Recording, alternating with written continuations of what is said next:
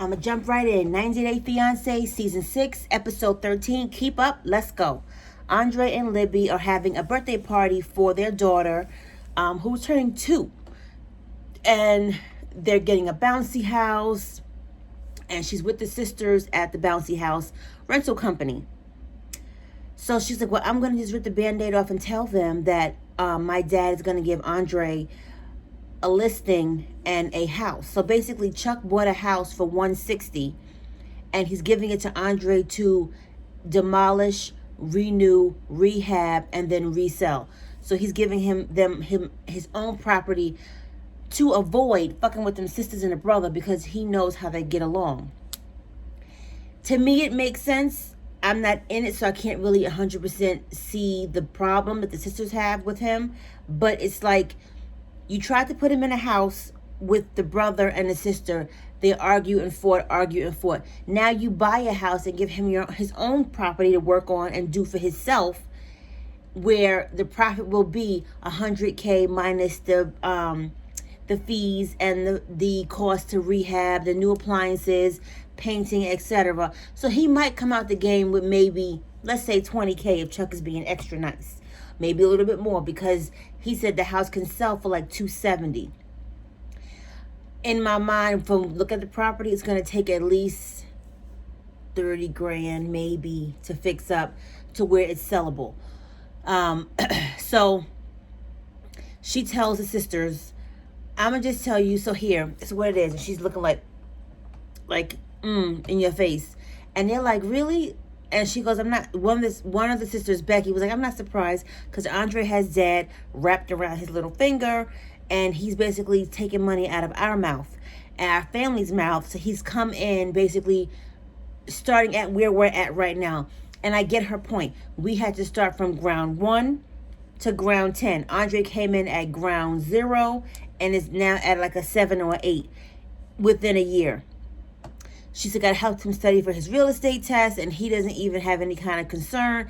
I don't know what more she wants from him, but this is all Chuck's doing. Chuck needs to sit them all down or basically have a Zoom call, mute everybody, and talk, and then let them express their frustrations if they have any. But it's never going to work out because Chuck just sits there like a jackass and allows the bickering and the back and forth. So they get to the birthday party, and they have the nice balloons set up. They have the cake table set up. And it's just the family. And she's like, I think it was Rebecca, because it's always her. She walks in and she's like, oh, this is so cute. This is a nice setup. Andre, I know you didn't help. This doesn't have your name. Shut the fuck up. Just walk in and say it's nice and keep moving on. You have to find a reason to say something to this man. And when he backslap your ass, you're going to be mad. So he was like, can we just have a nice time for the birthday party and like just stop? So they start, it's time for the cutting of the cake. And only in Andre's defense will I say he may not know that you are not supposed to cut the cake until you sing happy birthday to the birthday person. So he starts, they have 2 cakes. The one she's going to blow the candles out and then the other one to cut for the guests. So he's cutting the cake and of course here comes the sisters. Andre, what are you doing? It's common sense. You don't cut the cake before you say happy birthday. What the fuck are you doing, dude? Stop. Libby, is he supposed to be cutting the cake? Dad, why is he cutting the cake? Shut the fuck up and worry about what you doing right now. Like, it's always a fucking scene. So Libby gets pissed off because she's hearing the bickering. And she's just like, what did she say to him? Enough with the fucking cake. Like, I was like, oh, wait a minute now. Now you talking reckless to your husband in front of your family, which then says, oh, yeah, she's on our side. Let's gang up on him and keep it up.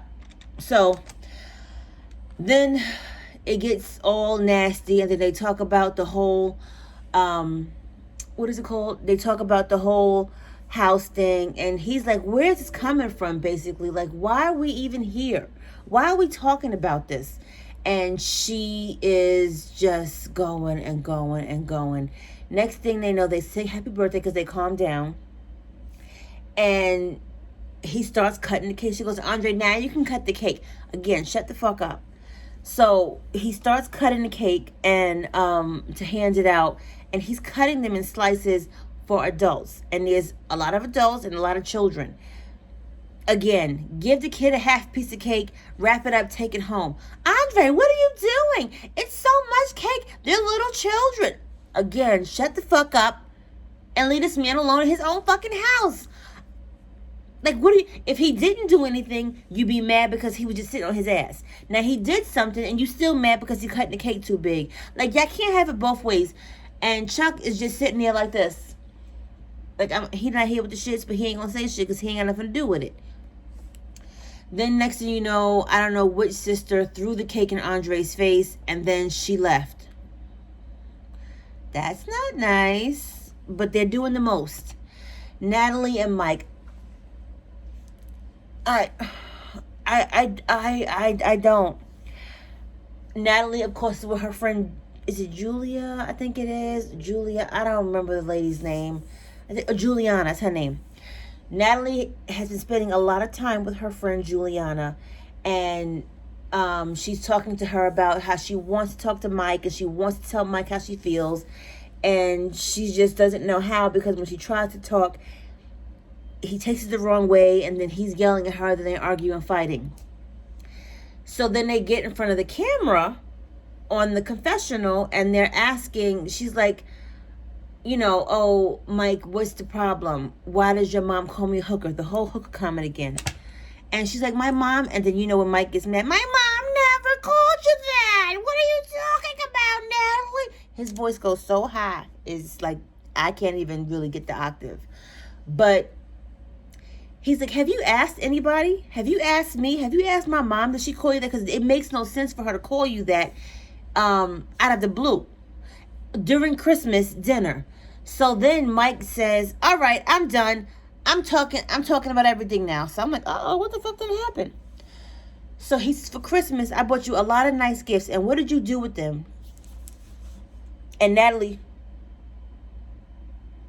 What did this mean? What did this mean? Mike, I don't know. Mike, I don't know. And he's just like, tell them what you did with all the gifts that I got you for Christmas. She didn't say anything. Mike says, you gave them away. So Natalie took all the gifts, I don't know what the gifts were, that Mike gave to her, and gave them to her friends. The only friend that she got that she's been talking to is Juliana. So when you gave these gifts to your friend, did you say Merry Christmas, or did you say this is what Mike gave me? And she's just like, yes, I give them away. So what? So he goes, here, call my mom now and ask her about her calling you a hooker. I don't have phone, Michael. I don't have my phone. I don't have my phone. So he goes and gets her phone, and he calls the number. And she's like, hi, Natalie.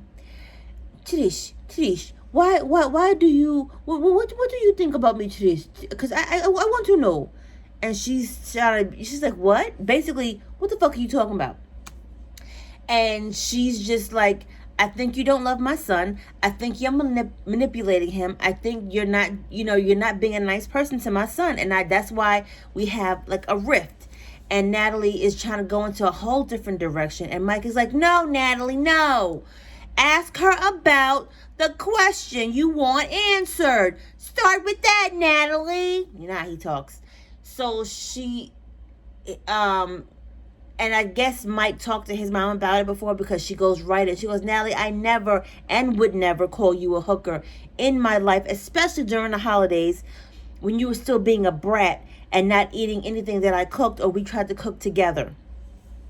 So then Natalie and Mike go into it. Now we found out that Natalie has her own room at Juliana's house. Now hold on. And Mike said Natalie has been for 3 weeks staying at Juliana's house. So you ain't been home? In 3 weeks, she slept in the house with Mike once.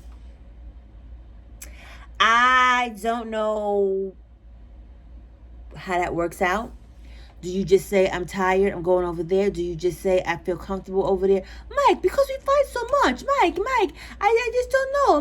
Mike. Like, so something in the milk ain't clean, and we gonna find out. I'm sure we gonna find out. But Natalie, I feel like she's showing that maybe she's like lesbianized, with Juliana, because Juliana talks about her husband that we ain't never seen before. And if she been over there 3 weeks and every time they film, they're at Juliana's house and we ain't never seen a man. But I'm just, So then we got Yara and Jovi, and they go to Miami. He finally convinces her, let's go to Miami. Let's reconnect because we're out in Louisiana. We don't do anything. You're boring.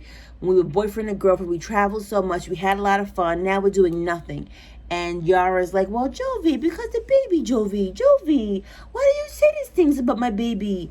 And he's like, we can have a baby and we can go out and have fun at the same damn time. And I understand his point and his frustration because Jovi is a party animal, and it goes from party animal to nothing, which is a bit much for him. Yes, you have a baby, but you left her for how many months, and it's just been her and the baby. So give her a little bit of slack, and maybe let's try some date nights and not day weekends. But he convinces her, and she goes, if your mom comes and watches Mila, then we can go out and have a good time. They go to Miami. The mom comes. Yara gets dressed. They go out, and they're in a cab. And Jovi, is the cab gonna smell like weed and alcohol, Jovi? Because you know how Louisiana is, Jovi. He's like, no, it's not. Takes her to a nice rooftop restaurant. They're having a good time. And then he starts complaining again. And he's like, I didn't know when we got married and you had a baby that it was going to change the dynamic of our relationship, basically, to doing nothing every day, all day. And it's like, as a new young mom, that was me, 24, I think I was, so it's young-ish. It's a lot to manage and maintain, especially if you're on your own, and especially with her being in a new country with nobody. So he kind of has to do baby steps with her to get out. She's very attached to this baby. Like, every time you see her with the baby, she's holding the baby. She never puts her down. So they leave. Let's call your mom. He's like, no, we're not calling my mom. We're going to have a good time. And she goes, Jovi, we were boyfriend and girlfriend, and we had no baby. Now we're married. We're mom and dad, husband and wife with a child. Like, our life can't be the same as it was. And you leave every 6 weeks. So, it's just not going to work. So that's it with them. Then we have Brandon and Julia. They moved to a new apartment 35 minutes away in Richmond, away from their house. And they're packing up, and everybody's packing up boxes, moving stuff into the cars to transport it over to the new house. And the mom is like, I'm gonna miss you. And Julia is basically like, fuck this farm, fuck y'all. Yeah, you're never gonna see us again. I'm out. And the mom is just not helping but giving a lot of feedback. And it's whatever. So Brandon starts crying, like, I'm going to miss my environment. I miss them already. And Julia's like, and lock the door, close it, tell him goodbye. She don't give a shit. And he said it's hurtful to him that, he's lived there all his life. So I get it. Julia don't want to hear shit. So he goes, maybe we'll come back for dinner on Sundays. Who? You go by yourself. I don't go with you. I don't go with you, Brandon. No, not me, Brandon. He said, do you have help on the farm? During the week, she said, we have help, but not on the weekend. He goes, well, maybe Julie and I can come by and help. Who? You go over there? I stay apartment. Like, I'm not helping you with the fucking pigs no more. She's very adamant about being done with the farm. Brandon's not here for it. We'll see what happens. Angela and Michael, oh my God, I can't believe. Angela's losing weight. She says she feels better. She has more energy. She's not as tired. And she can do more. And Michael went to go see the goofball friends of his that Angela told him he couldn't see. Bitch, please. And he saw the goofballs, and they was telling him, maybe I should start working on a baby, because basically Angela's getting older and it's not going to be easier for her as she progresses in age, which makes sense. But Angela ain't having no baby. She don't want no baby. Skylar ain't giving her no egg. They need to move this dream on. Angela needs to either let him inseminate somebody else in Nigeria so he can have a baby, because it's not working out for them the other way. And I don't get what Angela has Angela, you have to understand what their culture is about. You married that culture. Yes, he understands your side of it too, but at the same damn time, you can't expect him to not have a son, a namesake. He's the only boy. So you just want him to not have a baby and be happy. And then when you and him break up, because it's going to happen, y'all ain't going to work out. And then he's left trying to find a wife all over again and have a baby. He's getting older. Like, it's a lot of green and red tape all over this mess, but we're going to see. And he said, I want to go to he's trying to talk to her and get his words together. And she said, no, you're not going to no sperm bank and masturbate, Michael. If you go to then she said, well, I'm going to support him because he supported me. And I'm going to allow him to masturbate, even though Michael said his culture, he doesn't masturbate. So he don't know what that looks like or how to do it. So, okay, Michael. She's going to let him do it. Kalani and Asuelu, I don't know why they still together, but, to each their own. Everybody loves their monkey. I keep saying it. She going to stick beside him. That's all she got. His family is in town, and he wants to see his mom before she goes to Samoa for the holidays. And he's trying to tell them, like, listen, we're in a good space. My family and I, we're going smooth. Like, you have to come by and just be nice. And here comes Tammy. So why you make more money? You have same job? Give my money. She's getting older. She needs money. And he, bypasses that. And he's like, well, now they're nervous about you guys coming to the house to see the family because the last time on the tell-all, you threatened to beat them up. And Tammy's like, well, if they give me a reason to, I will. Bitch, please. I'm over Tammy. And he's trying to talk up for himself, and then they're knocking him back down. So the new episode coming up, we see, of course, Tammy trying to fight somebody, and they crying. We see Michael going into the fertility clinic to jerk off, to try to freeze dry this from South Africa all the way over to the States for her to get it and get inseminated with what egg, we don't know. So whatever. You see Jovi and Yara go to a strip club in Miami, and Jovi, gives the girl money, and Yara's like, okay, she's there. And then Jovi fucks up because he blows a kiss to the girl, mwah, and she slaps a stuffing out of him. So we're going to see what's going to happen. Like, comment, and subscribe. Talk to you later. Bye.